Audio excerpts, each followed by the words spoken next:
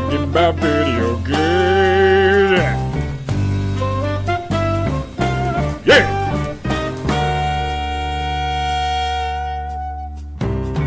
Hey everybody, welcome to the Namek vs. Sane podcast. This is episode 8. We are closing in on episode 10, which is a milestone episode. But so is episode 8. I'm Patrick Shanley, editor with The Hollywood Reporter. Joining me as always is my friend and co-host Edmund Arnold. Edmund, how are you doing? Fantastic. I'm doing absolutely fantastic. Is that for real, or are you just saying that for radio? That's absolutely for real. I just saw Spider-Man this morning. Ooh. I feel good about myself. I feel good about Marvel movies. It might be my favorite superhero movie of all time. Wow. I loved it. I loved every minute of it. How do you feel about young Mr. Tom Holland as Spider-Man? He was the perfect Peter Parker. He is, right? That from everyone. Yeah, he's the perfect Peter Parker. I think Tobey Maguire did a great job in the original one. Mm-hmm. I love the first two Spider-Mans. They botched the third one, as everyone would tell you. Andrew Garfield was too handsome.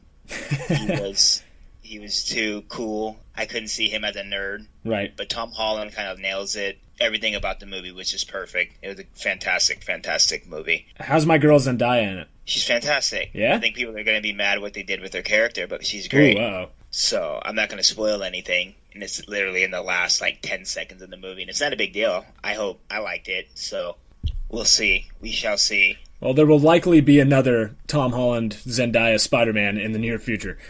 I'm excited. I can't wait, because this movie was just... Marvel does a great job of building movies around their superheroes that DC hasn't really learned. That, DC just plops these superheroes into subpar plots, terribly written movies. But Marvel does a great job of just building a world around their characters, and I just loved it. I loved it. Well, I'm glad to hear you be positive about something.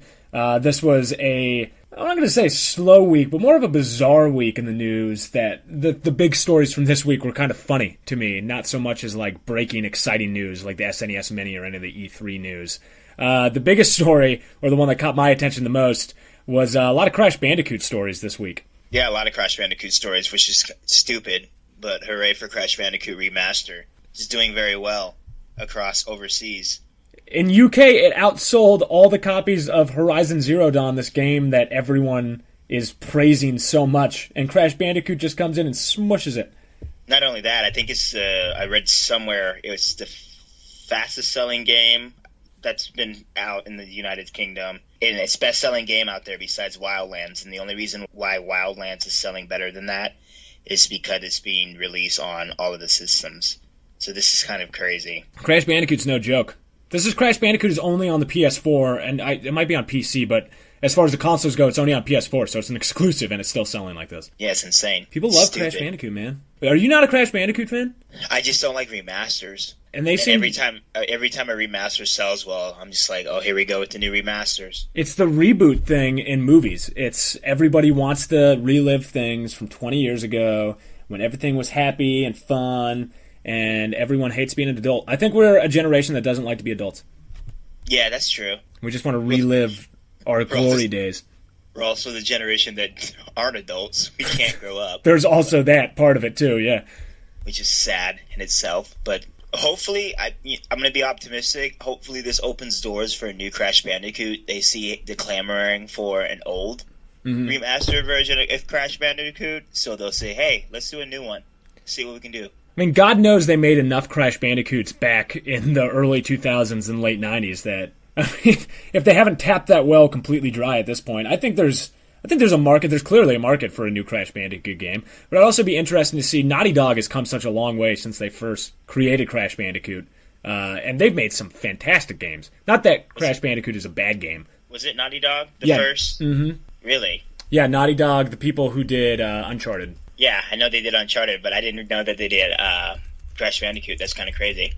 That's how they start, man. You got to start. Yeah. You got to start small so you can get big. You got to start with garbage, I guess. Everything is garbage to you. I don't know. I played Crash Bandicoot. I had it for the PlayStation. I think everyone had it for the PlayStation. I think you had to have it. I don't know why I'm so anti-Crash Bandicoot. I don't know if he broke into my house one night and touched me when I was a kid. I have no idea what happened. I love Crash Bandicoot. I really do. I don't know if I would fork over the cash for the remaster, but I do enjoy me some Crash Bandicoot.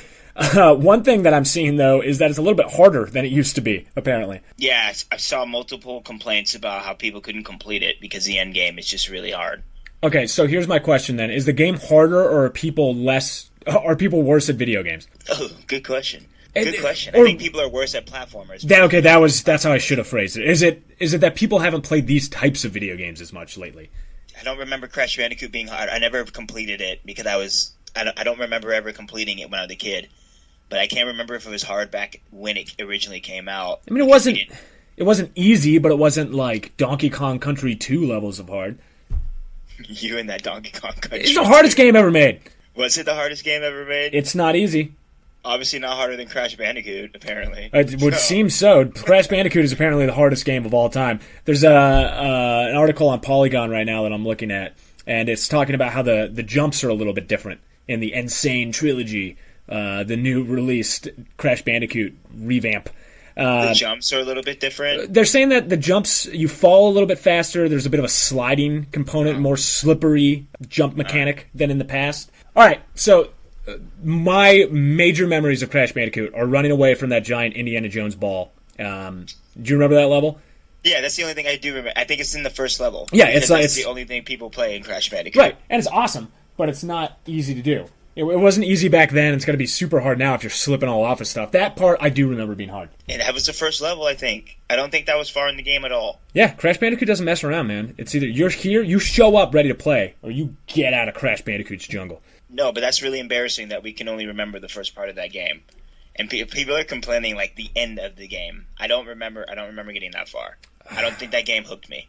Like these other, like the Marios and these other platforming games that really have a way to hook you. Take away Mario, what type of platformer, what's your go-to platformer? Mario. Really? So are you just not a platformer fan? Sonic. I like Sonic. Sonic's another one of those ones, man, where like I remember bits and pieces of Sonic. But I mean, everything was a like repeat of. I mean, you have your brawlers. I think I like brawlers more than I like platformers, because I could point out more brawlers that I can go to rather than platformers. Because you have like your Teenage Mutant Ninja Turtles. Oh God, so good. And then your Turtles in Time. Rage. Mm-hmm. You have so many. I think I like brawlers more. I think maybe you're right. Maybe I don't like platformers. I think you just pointed something out. We're learning so much about you. I think so. I never really thought about it. This is psychology at work. I know. Video game psychology. Here we go. Hey, it's a real thing, all right?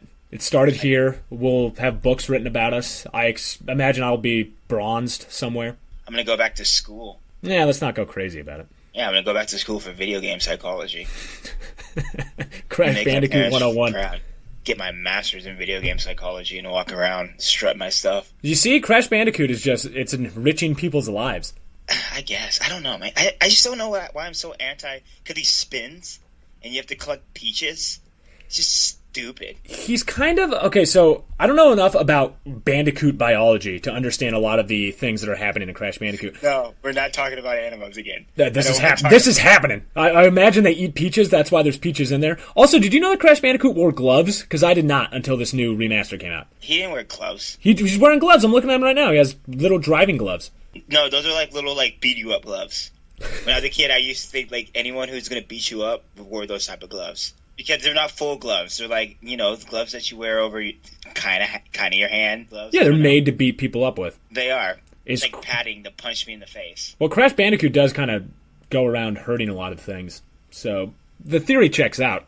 It's hard to make a comparison to Crash. I'm getting really upset. I'm sorry. Let me calm down real quick. All right, take a deep breath. I saw like some tweets of people saying like, "Oh, Crash Bandicoot outsold Horizon. This is a major thing." Horizon's a new IP. Horizon isn't a mature game. Crash Bandicoot you can buy for your children. So the comparison is it's hard. You know what I mean? And I saw a lot of people saying like, "Oh, trying to compare these two games on Twitter." Mm-hmm. And just like you can't do that. I'm sorry, you can't do that. And Crash Bandicoot's familiar for people, right? So of course, I'm gonna pick this game up. Right. It's like every Transformers movie makes $1 bajillion. This last one notwithstanding, though, it did pretty well overseas. And it's because people know Transformers. Transformers has been around for 30 years. And they're like, oh, how come Edgar Wright and Alejandro Inarritu's movies aren't making as much as the Transformers movies? It'd be like, because it demands a lot more out of you to watch those movies. You're not bringing your kid into The Revenant. Oh, of course not. No, you're not. Which was a hit. That was a bad example. Maybe Birdman's a better example, but still. Oh, Birdman. Oh, God. Let me tell you. So, speaking of Birdman. Speaking of Birdman and Michael Keaton. That guy loves birds. He plays very good birds. Let me tell you. Best Marvel villain ever. That is a bold claim. Better than Loki? Next to Loki. If you see him in as many movies as Loki, yes, probably. Probably, because this was kind of like his origin story in a way also. And man, oh my gosh, he did such a great job. Michael Keaton is a phenomenal actor.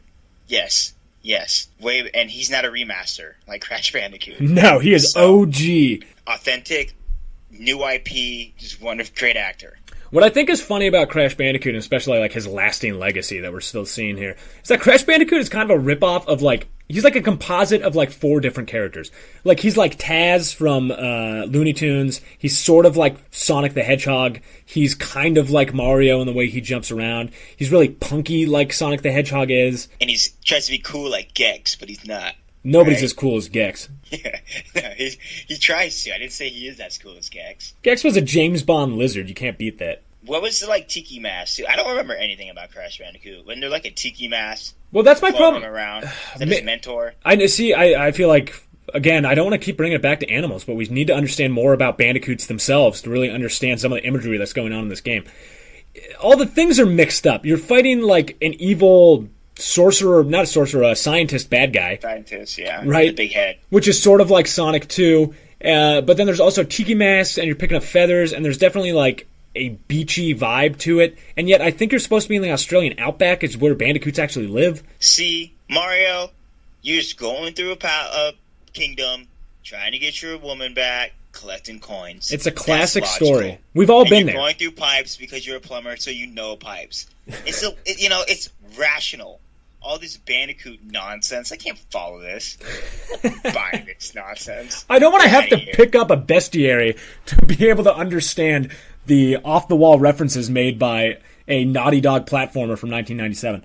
Yeah, peaches and feathers and boulders you have to run from. What is he doing out there? Get your metaphors straight, Naughty Dog. Yeah. Also, nobody runs in Converses, all right? Put them in some track shoes. I'll show him Crocs or something. He's got to be comfy out there. Well, he looks like a person that would be wearing Crocs. He looks like one of those just people that'd be out there in the mall. The thing I love so much about cartoon characters that have pants on but no shirt, or shirts on and no pants. Yeah, at least he has pants on. And I think it looks like he's wearing socks too in some of these pictures. So I can't tell if he has socks on or not. This is Sockgate 2017. So you're a video game reporter. I have no idea what's in this. Are all the games in this Insane Trilogy? What's contained in this Insane Trilogy? So so like I said earlier, Crash Bandicoot has like a million games. There were mobile games, there were racing games, there's all these crazy games that came out of Crash Bandicoot. This is just a trilogy of like the main ones in the series. Okay, so It's just Crash Bandicoot 1, 2, and 3. Yeah, but the thing is, people really, all right, this is speaking for myself. 1 and 3 one's the best, clearly. 3 was alright. What about 2? I don't really remember 2. The thing is, Crash Bandicoot's one of those series. Crash Bandicoot is that dude where when you think back about like the party the night before, and you're like, oh yeah, he was there, wasn't he? And like nobody actually remembers anything he said or did. Yeah, absolutely. I'm looking at all these games. I had every single one of them, and I don't remember anything about these games. Yeah, pretty much. He's just like a giant palate cleanser. Crash Bandicoot is the sorbet of video games. Ooh, the sorbet. Yeah, I'm very classy, so I like to keep my metaphors very... I'll take some Crash Bandicoot with a little bit of the lemon sorbet, please. Yes, right away, sir. That's Crash Bandicoot to me. I mean, Crash Bandicoot's making all these big waves. We can't remember anything that happened to him. I watched a video of gameplay from the new Mario, Super Mario Odyssey, of literally walking around in a circle. That's what the gameplay was. And I was like, oh my god, I need to buy this game immediately. That's the difference. Mario. It's Mario. Mario is the most marketable character in video games of all time. It's not even just his character. It's the gameplay and how they can keep just making... How do they keep innovating a thing that has existed for 35 years? Because they only put one game out every 12 years. But they're always phenomenal. Yeah, because you're not oversaturating yourself, and no one's getting. I mean, look, if they released a new Crash Bandicoot, people would probably be like, "Oh yeah, This is amazing. Nintendo just knows how to market their big name characters, do something innovative every time they release something, and that's just how they stay above the game with those characters. And that's why you like Mario and you hate Crash Bandicoot. Well, not you. Well, me in particular. Right. I don't hate Crash Bandicoot. That's a strong word. I'm just like, whatever with Crash Bandicoot. That's kind of... Whatever. I'm like my 13-year-old self with Crash Bandicoot. My mom's like, Crash Bandicoot's here, and I'm like, whatever. Oh, I don't care. Whatever. Good for Naughty Dog. I like Naughty Dog. Make your money. It's sort of like when one for them and one for us type of scenario, except for their actual games are also fantastic hits, too. I mean, Uncharted is redonkulous. They made the best game of all time. Yeah, The Last of Us is fantastic. I mean, they made the best game of all time, arguably. Yeah. So they can do whatever they want. And if they want to make a remaster, even though I dislike remasters with everything in my being, go ahead. You want to make money. But let's say you make a remaster like this, it kills with money, just drags in huge chunks of money, and that can fund a passion project in the future. Do you still have a problem with remasters if that's helping them? No, not at all. But I don't like remasters. But if you're going to put out new IPs that are as good as The Last of Us and as good as Uncharted when they came out, then yeah, keep doing it. I don't know what other games we want to see remastered at this point. Well, another game that is remastered is Final Fantasy XII, a game that... Oh, hooray! We all know how much you love Final Fantasy. Yeah, I'm excited. Look, for a lot of people, myself included, Final Fantasy XII was sort of like... It's that forgotten game in, like, a huge franchise, right? Let's say the Temple of Doom of the Indiana Jones movies, where, like, some people think it's not as good, but the people who love it really love it. Oh, the people that love it really love it. Yeah. Yes. I mean, Final Fantasy XII has, like... I don't want to call it a cult following, because it seems a little bit bigger than a cult following, especially at this point, and to warrant, a remake. But Final Fantasy XII has a following. It's also the least... It's almost the least Final Fantasy of the Final Fantasies. Maybe 7 is, but... So you're, like, playing an MMO, right? It's a single-player MMO. I've been reading a lot about this game. That's such a funny way to describe it. But that's what it is, though, right? It's what it feels like. I mean, how do you have a single-player MMO? That's contradictory, but it is kind of like that, yeah. It's just massive. I don't know how else to explain it. It's bigger than the other ones, both in its scale and its story and, like, the world that you're set in. And the side quests are just... You could play this game for 200 hours before you finish the whole thing. And this was a game that was released in 2006. Or 2005, maybe, when it first came out. The differences are it's autosave, shortened loading times, and a 12-job character progression. Why do they call their classes jobs? Can you explain that to me? I can try to explain it. I'm not sure if I have the exact answer. But when you invent something, you can kind of call it whatever you want to call it. This goes back to, like, Final Fantasy II, Final Fantasy III. It might even been the first one. And it's just the different types of things that they do. Back then, it was jobs. Somebody was like the worker. Somebody was the mage or whatever it was, and it made sense in the context of that world that you were living in. That makes sense. I think it's just sense. Now, when you put it like that, but now it's just changed the name to classes. Just be like everyone else. They could if they weren't Final Fantasy and they were the kings of what they do. Well, it's because they like being weird. I think they do. If you played any Final Fantasy, that is hard to argue against. They're the like real handsome nerd kid that just like dyed his hair purple because he wanted to, and everyone made fun of him. But he's just, and if he didn't dye his hair, he'd be perfect. He'd be perfect. Everyone would love him, but he dyes his hair anyway just because I'm different. I just want to be different. That's what Final Fantasy is.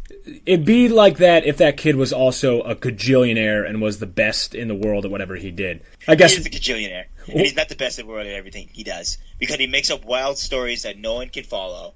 He brings in these crazy characters. Look, all right, a lot of them do have completely bananas stories. I'd say Final Fantasy VII has the best story. Final Fantasy XII is like Star Wars. It's so political. And honestly, the story almost takes a back seat. Ooh. Yeah, I mean, it's great. The story's good. The villain's a little weak, in my opinion, especially compared to some of the great villains in the past. There's some great Final Fantasy villains. Oh my god, I think Sephiroth is the greatest villain ever made by any... I'd say Sephiroth the Joker are like two of my favorite villains ever. Well, you went with the list that everyone would go to. Who are other villains in Final Fantasy? In Final Fantasy, Kefka's a great villain. Sin is a phenomenal villain. I hear a lot of people talk about Sin, yeah. Sin is such a great villain because there's no humanity to Sin. He's just a giant... All he does, he's just a whale that kills things. That's it. He doesn't really have a motive. That's just what Sin does. And Sin is not even a thing. Sin is like a puppet of something else you find out at the end. Oh, spoilers. Sorry, everybody, for that 17-year-old game. God dang it. I'm never listening to this podcast again. I'm turning you off. Look, Final Fantasy is a rich... It's a hard series to jump into because of how prolific it is, and it's long. I would say, if you are going to jump in, Final Fantasy XII is a weird one to jump in with, but this remaster sounds pretty awesome, and there's a lot of really cool new things in it. I had a chance... I didn't get to speak to him because he's Japanese, and I don't speak Japanese, and if he speaks English, it's definitely not his first language, and it might have been a weird interview to have. But I did interview the producer of Final Fantasy XII, the Zodiac Age, which is the upcoming remaster for Final Fantasy XII. His name is... I'm going to butcher this, and I apologize. Hiroaki Kato. He was the producer of the game, and I asked him pretty much, and this was easy for me. It's always easier to do an interview when you're a fan of what you're actually doing, and God knows that I'm not always a fan of the things that I'm interviewing. But he answered pretty much all my questions that I have, and what I would hope people would be asking about the game. Like, I asked him, there's a popular game. It seems to be, like I said, it's a cult classic, gets more popular as time is going on. And I was curious if the game's longevity is influencing the decision for them to remaster. Because, they've announced Final Fantasy VII as well, which is, like, the game in Final Fantasy. Right. And one of the highest-selling games of all time. And obviously, yes, that did play in, is what he said. He said, longevity is one of the reasons that we have decided to remaster the title. The uniqueness of this title, such as the world of Ivalice, which is a world that they made up outside of Final Fantasy and got kind of worked into it. So it's not really in the line of Final Fantasy the way that a lot of other ones are. But he goes on to say, it has its own culture, its own races, its history, its religion, a political situation that we created in great detail, which they did. The Gambit system, which is like the overdrives for this game, which creates a comfortable real-time party battle, still stand against the test of time. I agree with everything that he says, and it's one of the reasons why I still love Final Fantasy XII so much, and I'm so excited about this remaster. What establishes this world of Alice, or whatever it was named? Ivalice. What makes it stand out compared to the other worlds that you played in different Final Fantasies? Okay, so numerous things. Not only is the level design just astonishingly beautiful, the races of animals that they make, the different types of class... the class system really is a part of this game. You are a street rat when you start. You're like Aladdin. And you're being oppressed by a new empire that has come in, wiped out your homeland, killed your brother, and you are trying to find your way as a street rat stealing from these new Imperials that are running your place. And you are surrounded by pigmen and by these like awesome dragon lizard guys with like tufty hair. You're basically a courier, and you work for like this kindly guy who's sort of in the pocket of the Empire as far as you know, so you're kind of pushing back against him. It's a game that deals with racism. There's a lot of political issues that are addressed in this game that other Final Fantasies do not address. Other Final Fantasies don't have lizard people and cat woman that are kind of attractive. She is a bunny woman, and she is very attractive. Bunny woman, like, Lola Bunny. Exactly. Attractive woman in Space Jam. Why are there animal people in this game and not other games? I think it's because it was designed originally as a different game outside of the Final Fantasy banner. And there was like a novel written like set in this world, basically, by the developers who did it. They went all in on designing this game to be a different world. And I think, look, all the Final Fantasies do that, and they all pretty much nail it. This one really nails it, and it really felt like... Look, it starts off with like a 2-hour like movie to like set up the world that you're in. They did their homework on this game. You really feel like you're in Ivalice when you show up. Oh, but that's why I hate Final Fantasy. Well, not hate. Okay, I need to stop using that word. My mom says that word is too strong. That's why I'm lukewarm about the Final Fantasy series. And that's why I love Final Fantasy, 15 that just came out? I really enjoyed that. Was that the one that just came out recently? Yes, with the 4 guys in a car. Oh, that bromance was fantastic. I loved it. But it's these movies that I have to sit through. But that's part of the fun of playing a Final Fantasy game. It's not fun. I don't want to sit through a 2-hour movie, 15 minutes of gameplay, 3-hour movie, 20 minutes of gameplay. Is this one broken up a little better, where I'm playing a lot of the game before it cuts to a 5-hour movie? Big time in this one. I would say this one, I haven't played Final Fantasy 15, but I would say that this one more than any, you would really hate Final Fantasy 10. Because Final Fantasy 10, you're basically watching a movie, and every once in a while you get to walk around. I love that, and it was my favorite part about it, why 10 might be my favorite. But 12 is big movie cutscene, and then you are on your own for a long time, and this game does not hold your hand. The learning curve, you start off, and it is hard. Like, you get game overs in the first 2 hours of playing this game. Like most, Japanese role-playing games, but it's just So he talks a little. You also talk with him a little bit about the new features. Yes. What can you expand on that? What are you excited about with this one compared to this? What most people, release? you're right. What most people are excited about, because a lot of people did not like this that much in the original one. There's a new system, a character development system, and it's called the Zodiac Job System. So this is much different. It's like you were just talking about classes. It's that classic job system or class system for Final Fantasy. What used to be in the game was the license board. I didn't hate the license board, but I also didn't love it. The license board is just a little bit different in this one. Licenses are basically you have to earn up license points in order to get new material, then get that license point before you buy it so you can equip it. So it's sort of a lot of hoops to jump through to get stuff. I know exactly what you're talking about right now. Do you? Yeah, you're totally with me. So this one's a little bit different. He explains that the player can choose 2 jobs per character and develop each character from there. Armor and weapon that can be equipped and abilities such as magic and skills that can be used will differ per job, so you can enjoy playstyles and strategies that differ per the combination of jobs that the player decides to use, such as compensating for the weakness of certain jobs or specializing in magic attacks. It's a different... That. Yeah, it's great. It's a different form of customization. It's also a huge overhaul. That is not a small tweak. Yeah, that's big. I kind of like you can play 2 classes. Yeah. Or 2 jobs. Sorry. How dare you? Sorry, Final Fantasy. So, yeah, that's pretty cool. I like that. This is not just a remaster. You know, like they redid this game.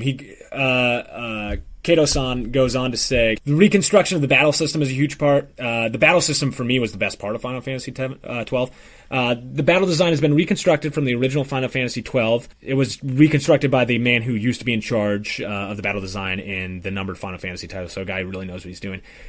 We have enhanced the strategy against monsters, items sold at shops, items found in treasure boxes, and the overall enjoyment of exploring the map. As well, the original game was designed in a way that you would not be able to obtain the Zodiac Spear, which is pretty much like the ultimate weapon in the game, if you did not take the necessary steps, but we do not have that system in this game anymore. The Zodiac Spear is difficult to get, but you'll be able to get it if you work hard for it. That's intriguing. So a lot of people happy about that. Oh my god. This is 17-year-old me, spending 10 hours, not that much time, but a lot of time trying to get that stupid spear. Did you get it? I did get it. Of course I got it. Did I get it? I'm glad you got it. Congratulations. Perhaps, alright, this is going to get super nerdy, so get ready for this. Perhaps the most exciting thing that he said, alright, everyone who's played Final Fantasy VII or Final Fantasy XII knows that the strongest enemy in the game is Yasmit. Yasmit is a giant dragon monster who takes literally, this is an exaggeration, at least 12 hours of gameplay time to take down. That's how much HP he has. Well, guess what, fans of Final Fantasy XII? There will be opponents that are stronger than Yasmit in the Ultimate Remaster. How do you... Oh, I guess you pause. You can pause mid-battle? Mm-hmm. Yeah, you can pop out and save, and it'll keep where it is. But that's what you have to do. A 12-hour battle? Look it up. Look at speed runs. I think the fastest someone can do it is an hour, but that's kind of like tweaking the system a little bit. But that's literally the fastest you can beat this thing. Real life hours, or is this video game hours? Real life hours. So why? So you can say that you did it. But why? Is it a mandatory person you have to be? No, not at all. It's completely optional. Oh, okay. That's not that bad then. Okay. It's just right in the middle of the game. You have to do this 12-hour boss fight. I thought it was like an end battle that you had to go through this 12-hour battle to complete the game, and I'd be like, oh no. That would be some balls by a game developer. That's so cool. If you want to do that, go ahead. You nerd. You nerds. Oh man, this is. We should post this entire interview because it's so great. There's so many wonderful things in here for fans of the game, unlike you who just poo-poo on everything. Another critique of the game was that, Vaughn's the main character. He's your typical Japanese emo main character. Though he has a reason to be. I mean, his home was taken away from him. Spoilers. Spoilers for the beginning of the game. Look, so people critique the game for saying that he wasn't the main character. I asked him about that. And he said, basically what the game really is. All 6 characters are the protagonists of the story. They're kind of leaning into that with this. He said you will also be able to get a glimpse of the drama from the people who are living in Evil East through the many sub-events in this game, including mob hunts. So in another way, it can be said that each person living in the world of Evil East are also the protagonists of this game. That is ambitious. We have implemented many useful features such as the autosave functionality and high-speed mode with this HD remaster, so please enjoy not only the main storyline, but the sub-events as well. Look, he needs to say that it's his game. At the same time, like I said earlier, again, I'm repeating myself, this game has so much outside of the main story. Not only 12-hour boss fights, but multiple hunts, different secret monsters, secret paths that you go in, completely different sections of the map that you wouldn't find unless you knew where to look. Yeah, it's a single-player MMO. Wait, what is the complaint about Vaughn? So, was he too bland? No, it's not even the character himself. It's more just that he doesn't... People who say this are stupid, by the way, and I can tell you why they're stupid. That he doesn't have a connection to the story as strong of a way as the other characters in the story do. Right? One of them is the princess of the deposed empire. One of them is a guy who everyone thought assassinated the king. This is a spoiler. Spoiler. Don't spoil it. Okay. One guy's like a war criminal, I guess, is the best way to describe him. Another guy is a sky pirate who keeps saying that he's the main character over and over and over again. He's my favorite by far. And then there's Vaughn, and people think that Vaughn is just kind of there along for the ride. The problem with that is that the game literally is tail-ended, or at least it opens with Vaughn's brother being killed, and then Vaughn being alone and having to find his own way. Vaughn is a young man. He's like 15. And he's trying to find his way without family. He's an orphan, and he lives in the street, and he lives in the gutters. And Vaughn he's sort of like our surrogate. He's the player. You're a newcomer in this new world, and you're trying to find your way. But he's also a sad, tragic character. And the people who don't get that, I feel bad for them, because Vaughn should be the main character. Yeah, that's sad. He's like Peter Parker. He's exactly like Peter Parker. Also, Tom Holland plays him. Aww. Is Marissa Tomei in it? Could I buy the game right now if Marissa Tomei's in it? I'll buy anything with Marissa Tomei in it. I would buy garbage if Marissa Tomei was in it. Like if but she would never be in garbage. I apologize for even saying that sentence. I'm sorry. Are you saying literal garbage, that Marissa Tomei would never be found in a dumpster? No, never. She's an angel. She's an angel amongst peons. You're kind of selling me on it. You're kind of selling me. Good, I'm glad. It helps when you can hear it straight from the guys who are making it. Like, they have improved visual experiences, which everyone expected. Jesus. Improved sound expressiveness. They have improvement to the play experiences. They've greatly reduced the loading time in the title. What I think is great is they don't just have a stupid inverted camera anymore, which is the one thing that drove me crazy about the game. The cutscenes are even more beautiful than they used to be. You know, there's just a lot going on in this. It's not just a simple remaster, and it's what you'd expect from Square. Square's not just going to repackage the same old crap. It's why Final Fantasy VII has been taking so long to remaster. They're not just going to be like, oh, here's the game, but now it's in HD. Yay, Final Fantasy VII Remastered. I'm excited for that. Yeah, but maybe when Final Fantasy XII goes on sale, I'll pick it up. Look, I recommend it. Clearly, I'm biased because I'm a huge fan. But you should give it a chance, and it is a fun one to start with for Final Fantasy. Just because, look, if you like this one, then... Actually, no, that's a stupid thing to say. If you like this one, there's no indication if you like the other ones. If you play Final Fantasy IX, then you'll know if you love all the other ones. Final Fantasy IX is the one with all the cutscenes? No, that's 10. But Final Fantasy IX is like the most Final Fantasy of the Final Fantasies. Which Final Fantasy IX? Is that the one with the three... It's the monkey guy. The monkey guy is the main character. There's like a chick in orange pants. There's like the black mage. Do you know who Vivi is? The black mage is like the iconic black mage. It's racist. Final Fantasy IX. Oh, this is the one. Okay. All right. This is the one I've always wanted to play that people always talk about. It's the next game on my list of games to play, so... I guess it's very underrated. It's great, and it's hard. It is one of those games that's like easy, and then just kicks your ass. I think I might have mistaken... No, people love Final Fantasy XII too. Never mind. Okay, maybe there's a lot of good Final Fantasies. You need to step your old Final Fantasy game up. Have you ever played the Sudoku series? Sudoku? I've not. Sudoku? Okay, alright. You should check those out. Those are pretty cool. I played the first one. I'm about to play the second one. But it's similar, like, party-based system, Japanese RPG. I love that stuff. Turn-based. So, I found it on the PlayStation Store on my PS3.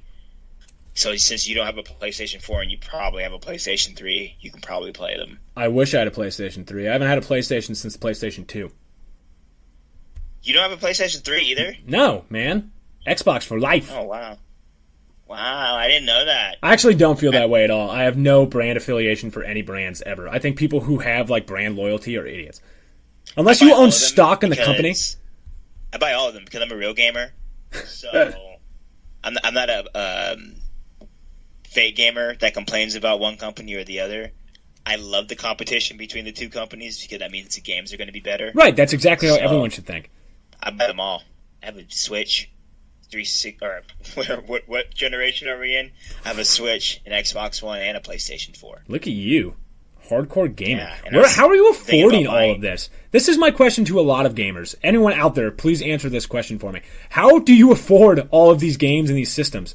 How do everyone on my dating apps that I use afford to travel every goddamn place in America? That is a great question. Across the country. Yeah, there we go. And how do people afford to live in San Francisco when they're working a $30,000 a year job?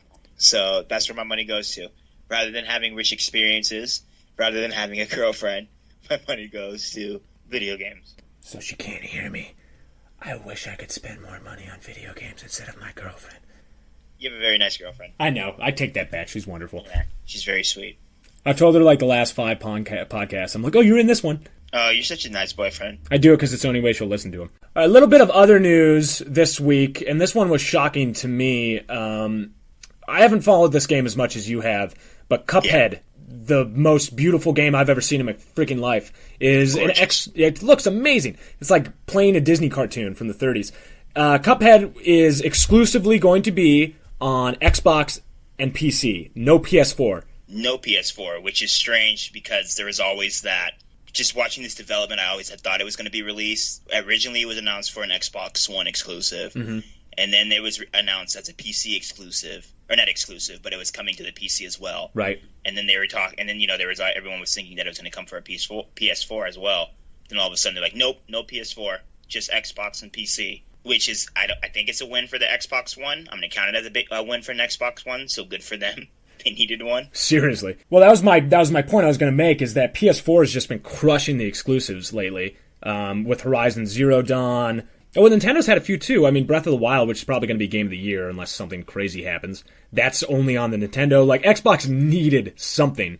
Let's see if the game actually comes out at some point. It was announced in 2014. Was it 2014? 2014 at E3 they announced it. Man, I thought it was like 2010 they announced this game. It seems like it's been that long.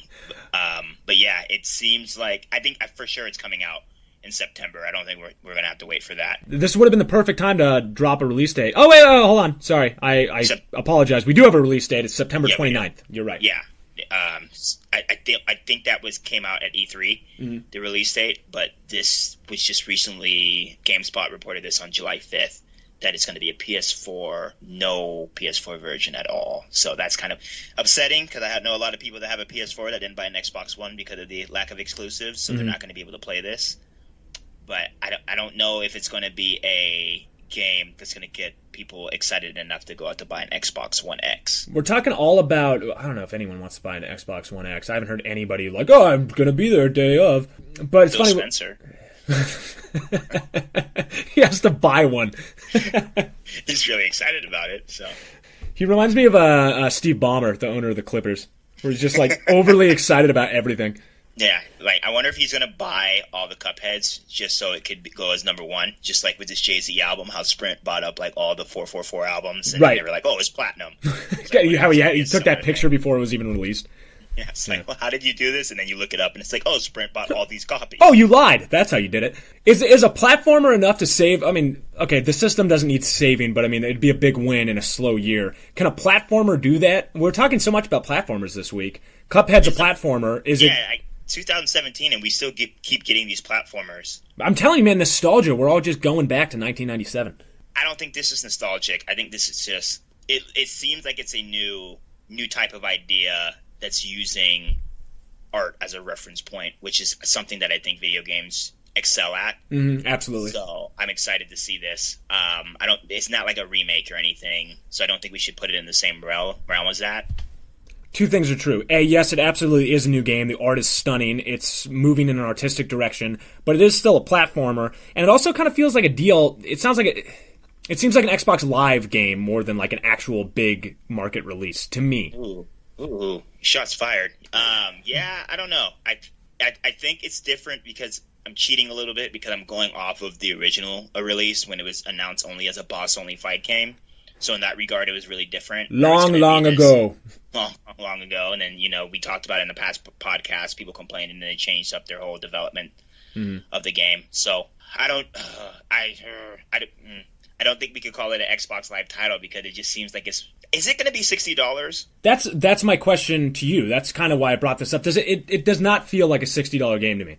No, I'm so confused about this game because I want to love it so much and I don't want to say anything negative about it. Yeah. But yeah, it looks like it's going to be a $20 release. Is that enough to save a system? I mean, no, it doesn't feel big enough. It doesn't feel big enough to me. It seems like I'm trying not to make this comparison, but it's the only one that keeps popping in my head. It feels like Super Meat Boy to me. That's the type of game it feels like. Like this awesome little game that will catch on with people, but it's not a blockbuster. As you're breaking it down, I'm slowly starting to agree with you. As much as I hate saying that it's not that big of a game. I want it to be. I think I'm torn because the development cycle took so much. Right. That I'm thinking that it's just going to be this giant behemoth of a game. But I can't fight you on that. I don't think it's enough to sell an Xbox One. It's a win for them because they're getting a very cool exclusive. Right. But it's still nothing to really motivate people that haven't bought an Xbox to go out and get one. Like, I really need this $20 title. This isn't the Phil Spencer come out, like, with the Mission Accomplished banner on the side of a... No, absolutely not. And I'm struggling with saying this as well, because I'm looking at these pictures of you fighting a cigarette with devil horns and bat wings, and that's beautiful. It looks amazing. Like, I want to live in the world that these guys have developed, you know? Gosh, it looks so good. I was thinking the other day, I haven't played Horizon Zero Dawn. I want to. It's enough to make me want to buy a PS4, which I need to do anyway. But video games make the best worlds. Maybe the stories aren't as strong, obviously, as a lot of movies. I think some of them are. But the worlds that video games create and the artistry of these guys who are making them, I think, is beyond the other mediums at the moment. I think video games is the forefront of the most imaginative, thoughtful world building of any of the major media producers at the moment. Well, I think you're right, because it's easier to build, well, not easier, but building a world around a 40-hour game is easier. Well, look at, for example, John Wick. I know that's a bad example, but that world to me is one of the best movie worlds I've seen in a long time, where the whole assassin and everything behind it. But look how it took 2 movies for us to build up to that point. Right. And the second movie, I think, dipped a lot in value because they had to spend a lot of time basically explaining the world. Whereas video games, you're getting the world explained to you as you're going through these different missions and progressing through towards the end. So I think in that regard, video games have movies beat by so much. So much. Yeah, it's the interactive quality, too. You know, you live in a video game world. You're not just passively observing it. Right. And it feels like you're living, you're progressing, you're maturing through this world yourself. Right. Rather than just viewing someone go through the changes. All right, let's try our newest segment, Guess That Character.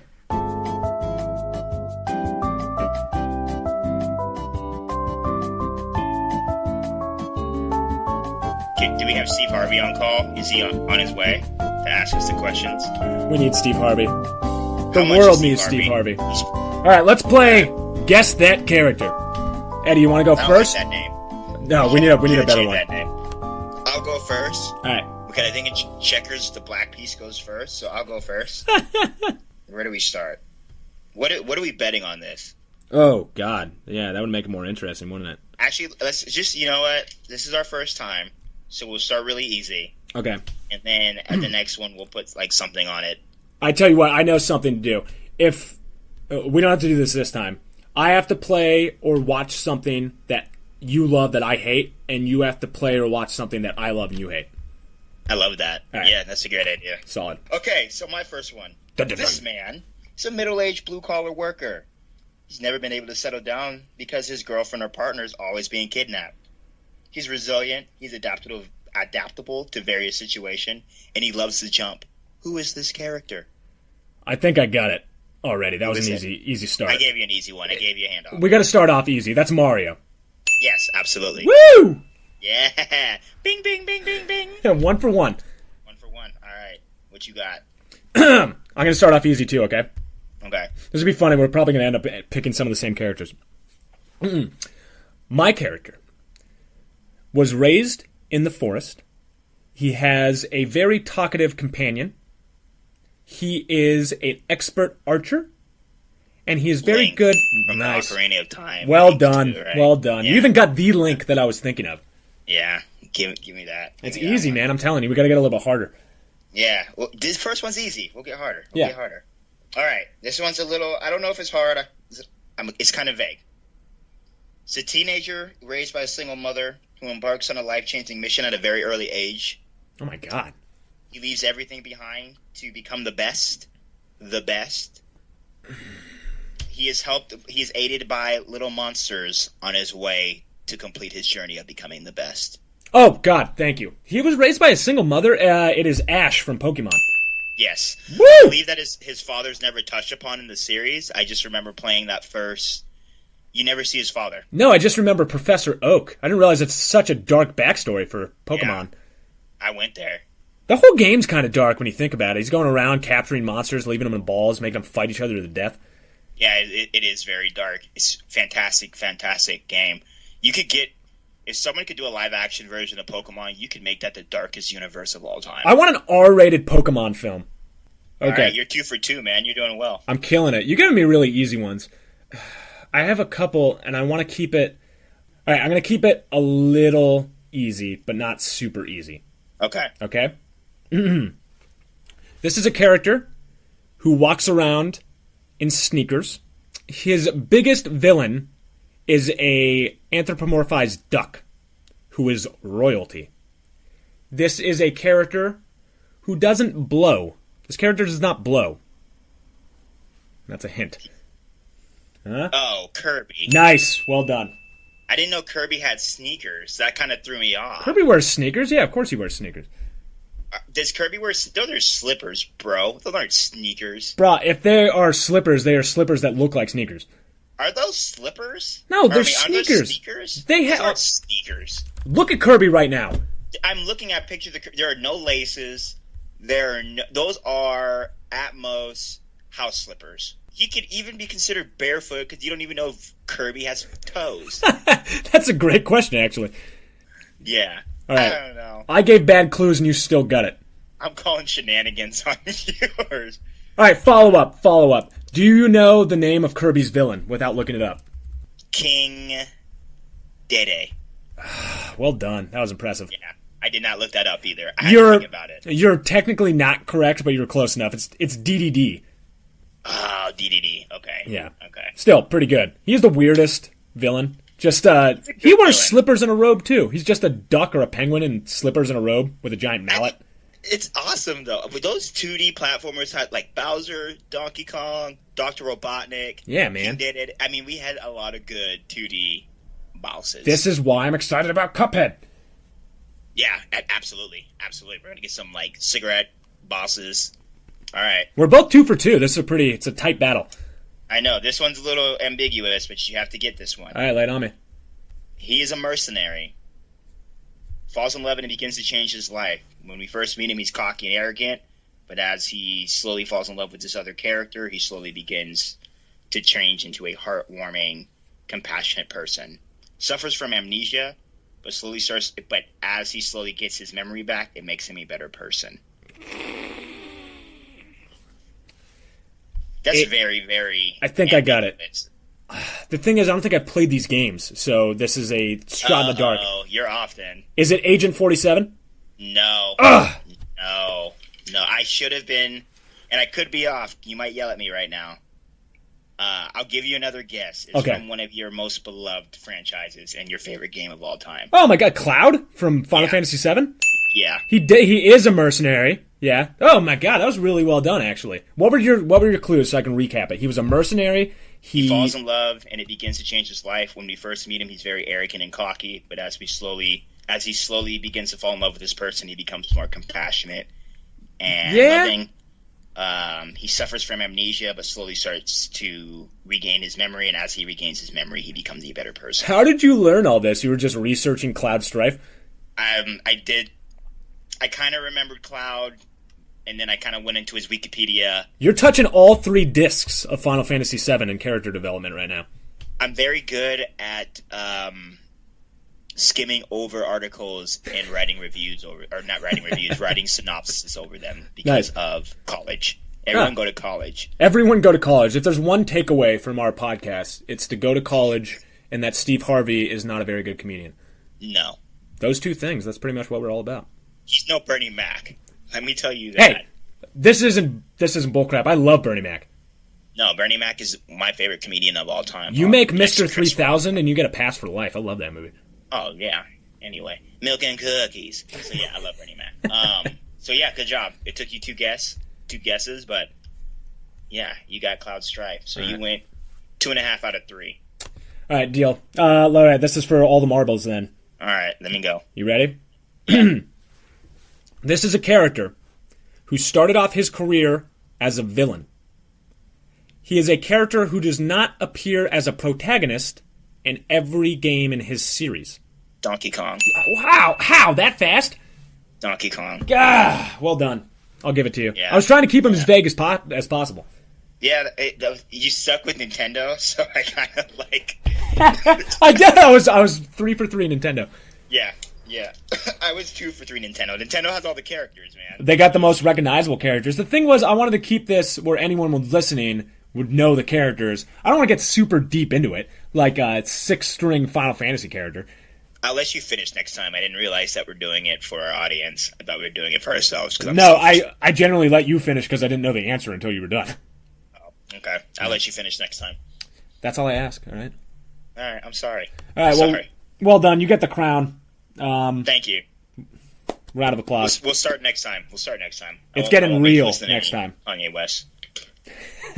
I would actually make you go find I don't think you would be able to. I would make you go find a copy of Alpha Protocol so you could play that through just one time. I'm going to make you sing a Dwight Yoakam song. Who the hell is a Dwight Yoakam? Yeah, that's exactly what I wanted. What is a Dwight Yoakam? Well, you're going to find out if you lose next time. He wears cowboy hats, so I understand. Sure does. All right. He wears cowboy hats and he looks like a racist. So sorry, Dwight. No, Yoakam, I don't know you. I apologize. You don't look like a racist. That's ironically like the most racist thing you could have said. That was very racist of me. I'm sorry, Dwight Yoakam. How dare you? Whatever your name is. I just watched a movie with this guy in it this weekend. Yeah, he's an actor. Wait, what movie did you watch with Dwight Yoakam? I just watched Panic Room with him. Love that movie. Yeah. He was hella good in that movie. Good old Dwight Yoakam. Look the at us Yokester. Go. All right. That was fun. I like that. I like that segment. It was a good game. I like that segment. We should bring it back. It's coming back. Dramatic readings. We're slowly accumulating a lot of different segments that we can work in. Yeah, we're like the Jimmy Fallon podcast. Never say that again. We're like the Jimmy Fallon podcast. Oh, okay. And you just went ahead and said it again. I like Jimmy. So do I. You know what? I actually like Jimmy Fallon a little bit more every week. In this turbulent times that we live in, Jimmy Fallon, you can turn him on and just turn your mind off, man. Yeah. He doesn't talk about Trump. He doesn't talk about anything that's going on with Russia. Is it weird? Nice to turn that off for a little bit. It's more... It's like more punk rock to not talk about Trump at this point than it is to talk about... Everyone talks about Trump. I'm going to make a game about Trump. It would sell so well. Think about it. Trumps or ladders? Dude, Trump is like what's selling right now. Yeah. All you gotta do is put Trump on something and you'll sell. God, that's a great point. How is there not a game about Trump yet? I don't know. I would put Trump in Cuphead. He was old. He was old back then in 1920. How old is he? 500? So he'd be good back then. So. He just flies around in one of those like cloud helicopters, like at the end of Super Mario. Yeah, you put him and Hillary on there. It looks like one's red, one's blue. Just put their faces over there. There we go. You just made $1 million for somebody listening. That's what I do. Make people money. I'm an idea man. That's what I do. Oh my gosh. So, all right. Well, a huge thanks to the producers and the developers. Hold up. Oh, I'm sorry. Hold up. Before we get into our thank yous, you had a big week, Pat. We want to talk about this? Question. Are you officially in the Marvel Universe now? So, I'm going to break the news here. I'm replacing Paul Rudd as Ant-Man, basically because I don't think people would be able to tell the difference if I stepped in for Paul Rudd. Yeah, that's true. I get Paul Rudd more than anybody else. Paul Rudd is 30 years older than me. Well, maybe not that. He's at least 20 years older than me. And I get him more than any other actor in Hollywood. Really? All the time. Since I was 20 years old. I can see it. I love me some Paul Rudd. Everybody loves Paul Rudd. It could be a worse person to be compared to, I guess. He's the best, man. Anyway, to get back to your initial question, this week, in case you don't follow me on Twitter, which you should, if you love retweeted Yankees gifs and a whole bunch of dumb stuff about what I'm eating, I was lucky enough to go down to Marvel Universe Live, which is a touring stage show of the Marvel Universe, which is amazing, by the way. Go see the show when it comes through your hometown. It's up in the Bay Area in 2 weeks, Eddie. You should go see it. Anyway, I got to go backstage and kind of see how they made it. I got to try on a couple of the costumes. I got to lift the Mjolnir, the Thor's hammer. And I got to fight Spider-Man and the Wasp. Really? Well, at the same time? No, they taught me how to fight, and then I fought a Chitauri. Oh, really? Yeah, so I'm pretty much in the Avengers now. Is Disney on Ice a fair comparison? Oh, man. Disney on Ice is an American institution. I'm looking at a lot of the pictures. I'm seeing Sterling K. Brown, one of my favorite actors. He's there with his son. Yeah, he was there on Saturday. Yeah, I'm seeing a lot of actors and actresses there. There were indeed. So is it like a Disney on Ice, or is this something that a single man like myself who doesn't have any kids, would I enjoy it? It is for everybody who is a fan of the Marvel Universe, but it skews towards kids. It's a whole bunch of guys in costumes running around punching each other. Look, sounds entertaining. It is entertaining. I urge everyone to go and do it. And if you feel like laughing at me, read my article about it. Why not?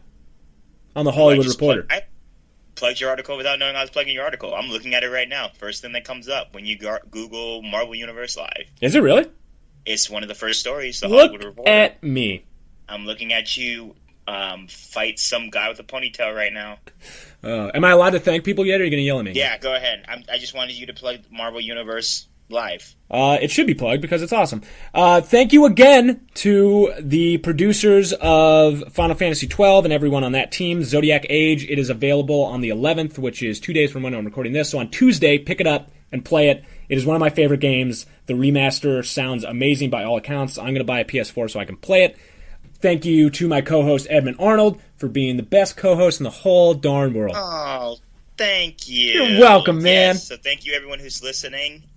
Please subscribe to us on iTunes. Please leave a review. If you're listening, leave a comment on SoundCloud. Let us know what you think. Thank you to everyone who's been listening weekly. We will address your comments. I don't have corrections this week. Nice. I just want to apologize for tying up bashing on Sony mascots last week. I think we kind of left a lot of out. I think we left out like Cole McGrath from the Infamous series. We left out Nathan Drake. Ooh. So they do have some good mascots. I just don't think that they do a well enough job at marketing it across to everyone. I agree. PlayStation is like the MLB of the video game world. You have all these stars and you're not pushing them forward enough. All right, well, thank you, everybody, for listening. Please subscribe, listen, like, share it. Share it as much as possible. If you don't do anything else, just share it. I don't care if you want to be like, this is the worst podcast I've ever heard in my life. If you share it, then I don't care if you do that. Yeah, and give us feedback, please. Even if it's complaints. This is the internet. We know that you are all raging about something. You know you've made it if you get complaints. I saw on Reddit someone complain about her name last week. Making it. That's how you make it. Made a good point, too. They were like, it should be called Namekian versus Sane. I thought that, too. That's so funny that somebody brought that up finally. I don't know if Namek versus Sane just sounds better than Namekian versus Sane. Namekian is a mouthful. That's what the problem is. Yeah, I know. And then people would be like, what the hell is this? Right. Well, yeah. As a Namekian, I'm going to say goodbye. Thank you, everybody. As a Namekian, no, because Pat is a Sane, no, I will say thank you. I love you. Goodbye.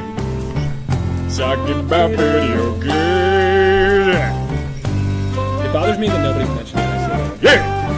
I know.